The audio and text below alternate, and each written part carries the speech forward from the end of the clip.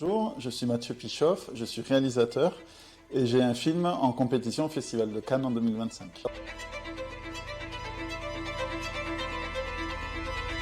Alors c'est Un siphon fond fond, donc c'est une comédie qu'on a entièrement tournée à Biganos et c'est l'histoire d'un parrain de la drogue qui par accident se retrouve piégé dans sa baignoire.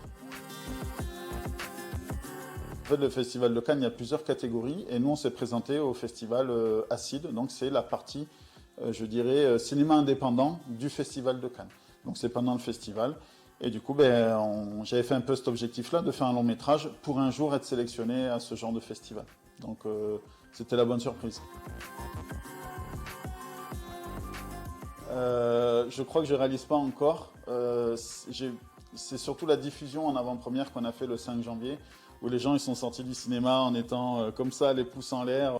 Donc là, on a réalisé qu'on avait fait quelque chose de très bon.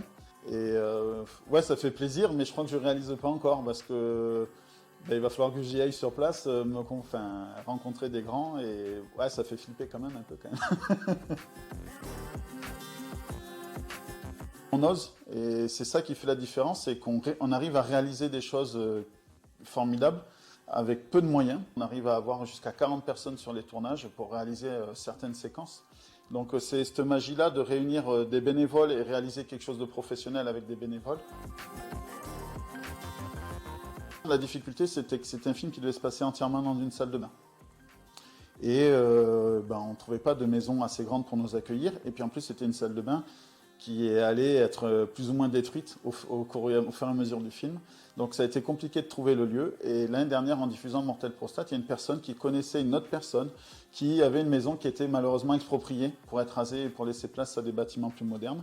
Et du coup, on a pu visiter cette maison et on a eu l'autorisation de tourner dedans avant que la maison soit rasée. Donc du coup, on a eu carte blanche et ce qui nous a permis de faire un film complètement loufoque où le personnage est coincé et plus les gens vont vouloir l'aider à s'en sortir, plus ça va être de la catastrophe. Et en fait, ça a été une opportunité juste incroyable de pouvoir faire ça, et en plus à Biganos. Ils essayaient de chauffer de l'eau, je passe le plus clair de mon temps dans l'eau, dans la baignoire bien sûr. Donc ils avaient essayé de trouver un système, parce qu'on n'avait pas d'électricité là-bas. Ils ont essayé de trouver un système pour chauffer l'eau, sauf que ça prenait 15 plombes. Donc j'ai décidé de dire non, on chauffe pas l'eau, on joue dans l'eau froide. Sauf que je ne me doutais pas qu'elle était aussi froide. Exactement, on a même fait exploser.